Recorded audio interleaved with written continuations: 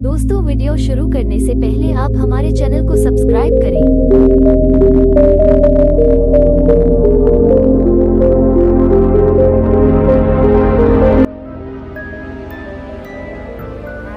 एक समय की बात है, विनायक नगर नामक गांव में 65 साल की एक औरत लीलावती रहती थी।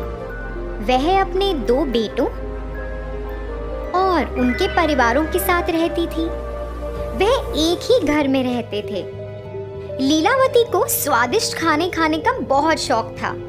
उसे अच्छे कपड़े पहनने का, आईने में अपने आप को देखने का बहुत शौक था। जब उसके बेटे काम पर निकल जाते, उसकी बहुएं अपने काम में व्यस्त हो जाती, मगर लीलावती को इस बात की कोई परवाह नहीं थी। बड़ी बहू, ओ बड़ी बहू, इधर आओ जरा। जी माँ, बोलिए। अरे, क्या तुम मुझे वो गिलास दे सकती हो जिसमें पानी रखा हुआ है? लीलावती बहुत आलसी थी। अपने बाजू में पड़ा हुआ गिलास भी वह उठा नहीं सकती थी। वह हर बार ऐसे ही करके किसी ना किसी को बुलाती और उन्हें परेशान करती। उसकी बहुएं उसका कहना तो मान लेती थी, मगर वह भी बहुत परेशान रहती थी, क्योंकि उसे खाने का बहुत शौक था। जब अच्छा पकवान पकता था तो वह खुद रसोई घर में जाकर देखना चाहती थी कि क्या पक रहा है। अरे बहू, सुनो, तुम क्या पका रही हो? खुशबू तो बहुत अच्छी आ रही है। फिर जब लीलावती की बहुओं ने खाना बना लिया तो वह इंतजार करती थी कि वह रसोई से बाहर कब आएंगी। वह रसोई में जाकर सभी पकवान देखती थी, एक एक करके उन्हें सूंघती थी और फिर कटोरी में सामान भरकर चुपचाप अपने कमरे में चली जाती थी। भोजन के समय बहुएं पहले सबको खाना परोसती थी, मगर जब उनकी बारी आती तो खाना कम पड़ जाता था। उन्हें पता ही नहीं था कि खाना कम कैसे पड़ जाता है।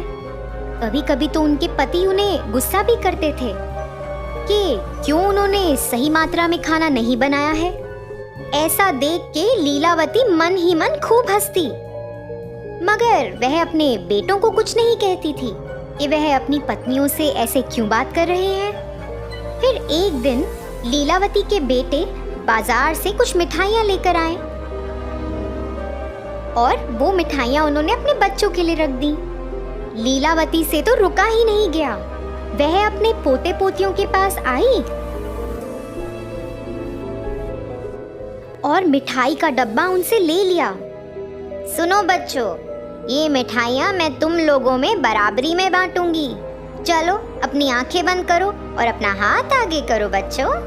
ऐसा सुनकर बच्चों ने वैसा ही किया जैसे उनकी दादी माँ ने कहा। फिर लीलावती ने उस डब्बे में से कुछ मिठाइयाँ चुपचाप अपने पास रख लीं और बाकी की मिठाइयाँ बच्चों को दे दी और फिर चुपचाप अपने कमरे में चली गई। ये ही नहीं, वह तो अपनी बहुओं की साड़ियाँ भी चुराती थी। जब उसकी बहुएं साड़ियों को तार पे सूखने के लिए टांगती, वह चुपचाप साड़ियाँ ले जाती। उसकी बहुएं परेशान हो जाती कि ऐसा किसने किया है। उन्हें लगता कि साड़ियाँ कहीं गुम हो गई हैं। माँ जी, आपने मेरी लाल साड़ी देखी क्या? मैं कई समय से ढूंढ रही हूँ, मगर मुझे मिल ही नहीं रही। मैंने उसे सूखने के लिए तार पे डाला था। क्या आपने देखी है? नहीं बहू, मैंने नहीं देखी। मुझे लगता है वो पड़ोस की राधा ने ऐसा कुछ किया है। कल मैंने वो साड़ी उसके पास देखी थी। हाँ माँ जी, मेरी साड़ी भी गुम चुकी है। मुझे लगता है ये राधा का ही काम है। तुम दोनों को उसके पास जाकर बात करनी चाहिए। ऐसा बोलकर उसने अपनी बहुओं को बहकाया। जैसा उनकी सास ने कहा, वह दोनों अपनी पड़ोसी राधा के पास गईं और लड़ने लगीं। राधा की तो कोई गलती ही नहीं थी और उन्हें लड़ता देख लीलावती दूर से हंसने लगी। इनको तो पता ही नहीं चलेगा कि ये मैंने किया है। देखो कैसे लड़ झगड़ रही हैं। लीलावती ऐसे ही अपने परिवार में सबको तंग करती। फिर एक दिन जब वह खाना खा रही थी, लीलावती को बहुत खुशी हुई ये जानकर कि अगले हफ्ते दशहरा आ रहा है और वह चाहती थी कि सब लोग नए कपड़े खरीदें। जी माँ, हमें कपड़े खरीदने चाहिए और हाँ, अभी सासू माँ भी आ रही हैं, तो क्या आप उनके लिए भी कपड़े खरीद लेंगी? वह दशहरा मनाने आ रही हैं। यह सुनकर लीलावती नाराज हो गई। उसे जलन मच रही थी कि वह क्यों आ रही है। आने दो उसे, मुझे पता है यहाँ से उसको कैसे भगाना है। अगले दिन लीलावती अपने कमरे से बाहर आई और उसने अपने बेटों और बहुओं को किसी का इंतजार करते हुए देखा। वह सब वेरांडे में खड़े थे। हे भगवान, देखो कैसे ये लोग उसका इंतजार कर रहे हैं। क्या इन्होंने मेरा इंतजार ऐसे किया है कभी? हे भगवान। फिर लीलावती के बड़े बेटे की सास वहां पधारी और जैसे ही वह अपनी गाड़ी से उतरी, बच्चे भागे दौड़े उनके पास गए। पुष्पा बच्चों के लिए और बाकी सब के लिए कई उपहार लाई थी। वह बच्चों के लिए खिलौने और बेटियों के लिए साड़ियां लाई थी। पुष्पा ने लीलावती को भी एक सुंदर सा बस्ता भी दिया। लीलावती ने वह बस्ता तो कबूल किया और चुपचाप अपने कमरे में चली गई और फिर बाहर आई। बाहर आकर उसे स्वादिष्ट खाने की सुगंध आई तो वह सोचने लगी कि बहुत कुछ बना है, मगर उसे जलन भी मच रही थी। ये देखो, इन बहुओं ने मेरे लिए कभी इतने सारे स्वादिष्ट पकवान बनाए हैं। अभी मैं इनको मजा चखाती हूँ। फिर ऐसा सोचते हुए वह इंतजार करने लगी कि कब उसकी बहुएं रसोई से बाहर आएं। जैसे ही वे दोनों रसोई से बाहर आईं,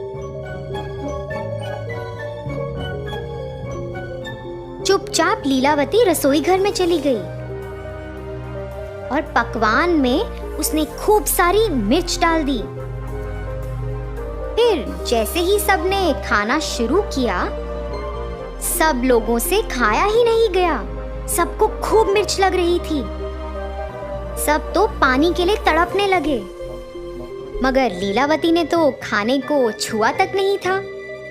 मगर उसे ऐसा लगा कि सबको शक हो जाएगा कि उसने कुछ गड़बड़ की है, तो वो भी नाटक करने लगी कि उसे भी खूब मिर्ची लगी और पानी के लिए तरसने लगी। मगर पुष्पा को शक हुआ। पुष्पा ने लीलावती को कुछ ना खाते हुए देख लिया था। उसे ऐसा लगा कि कुछ तो गड़बड़ है।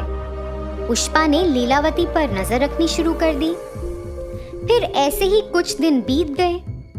पुष्पा ने ऐसा देखा कि लीलावती बच्चों से मिठाइयाँ चुराती है और अपनी बहुओं की साड़ियाँ चुराकर उस बस्ते में रखती है। उसने यह भी देखा कि वह चुपचाप रसोई में जाके सब्जियाँ कटोरी में भरकर चुपचाप अपने कमरे में आ जाती है। इन 10 दिनों में पुष्पा को लीलावती के बारे में बहुत कुछ पता चला। फिर एक दिन जब सब लोग घर पर थे, पुष्पा ने सोचा कि ये सही वक्त है कि उसे सबको बताना चाहिए कि इस घर में क्या चल रहा है। लीलावती, सुनिए, क्या आप वो बस्ता ला सकती हैं जो मैंने आपको दिया था? मैं आपको वापस लौटा दूंगी। फिर ऐसा कहकर पुष्पा झट लीलावती के कमरे में गई। लीलावती तो पुष्पा से पहले जाने की कोशिश कर रही थी, मगर असफल रही। पुष्पा ने वो बस्ता खोला और सब लोग उसके अंदर देखकर हैरान रह गए। उसमें कई प्रकार की मिठाइयाँ, बहुओं की साड़ियाँ, आईना और पैसे थे। वह ये सब अपने परिवार वालों से चुराती थी। लीलावती, तुम्हारे बेटे, तुम्हारे बहुएं और तुम्हारे पोता और पोती, ये तुम्हारा परिवार है, ये किसी और के नहीं है। ये तुम्हारा परिवार है लीलावती। तुम्हें क्या लगता है कि ये सही कार्य है जो तुम इतने दिनों से कर रही हो? माँ, आप ऐसा क्यों कर रही थी? इसी कारण से बच्चे हमेशा आपसे परेशान रहते थे। माँ, आपको नहीं लगता कि जब हम काम से घर आते हैं तो हम थके हुए होते हैं, और आपको ऐसा करने की क्या ज़रूरत थी माँ? आप सबके साथ खुशी खुशी रह सकती हैं। आपने सबको कितना परेशान किया है माँ। माँ जी, आपने ही हमें राधा के बारे में बताया था। वो मेरी कितनी अच्छी दोस्त थी। आपके झूठ की वजह से अब मेरी दोस्ती भी उससे टूट गई है। माँ जी, हमने आपका बहुत ख्याल रखा।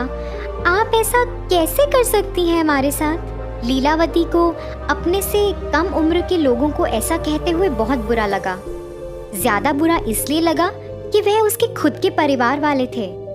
उसे एहसास हुआ कि वह कितना गलत कर रही थी, और उसने सबसे माफी भी मांगी। उस दिन से लीलावती अपने बच्चों का अच्छे से ख्याल रखती थी।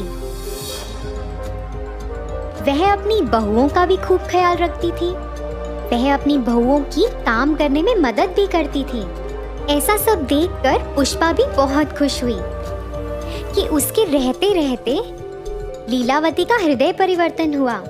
तो बच्चों, इस कहानी से हमें ये सीख मिलती है कि हमें अपने पास मौजूद जिंदगी से संतुष्ट रहना चाहिए। उम्र के साथ हमें अपना व्यवहार भी बदलना चाहिए, नहीं तो इससे हमारे अपनों को चोट पहुंच सकती है।